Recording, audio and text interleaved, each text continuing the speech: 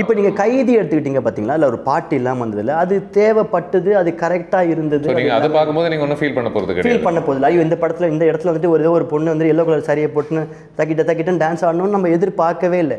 ஏன்னா அவங்க ரொம்ப அழகாக அதை பண்ணி கொடுத்தாங்க. அது அந்த மாதிரியான செட் ஆஃப் ஆடியன்ஸ் தான் இருந்தது. அவங்க செட் ஆஃப் ஆடியன்ஸுக்கு வந்துட்டு ஒரு பாட்டை வச்சு குழந்தைங்களை அட்ராக்ட் பண்ணி அவங்க உள்ளுக்குள்ளே வர முடியாதுன்னு ஒன்று பண்ணலை. தட் வாஸ் டன் ஸோ கரெக்டாக தானே இருந்தது. அது அந்த மாதிரி படங்கள்.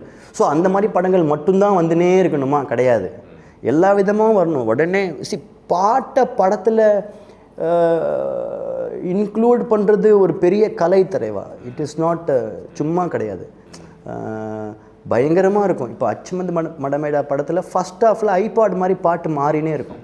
நீங்கள் ஐடியூன்ஸில் கேட்காம நெக்ஸ்ட்னு செகண்ட் ஹாஃபில் பாட்டே இல்லை.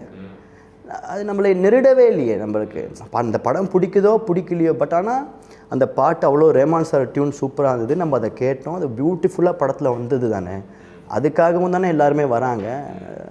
ஸோ அந்த பாட்டில் இப்போது கதை சொல்லுங்கள். இந்த பாட்டில் தான் ஹீரோ வராரு ஊர்லேருந்து, இந்த பாட்டிலேயே ஹீரோ பெருசாகிடுறாரு, இந்த பாட்டிலேயே ஹீரோ கல்யாணம் பண்ணிடுறாரு, இந்த பாட்டுக்கு அப்புறம் ஹீரோ செத்துடுறாரு. ஸோ எனக்கு என்ன வரும்னா, ஓ இந்த 3 நிமிஷத்தில் இவ்வளோ சொல்லணும்.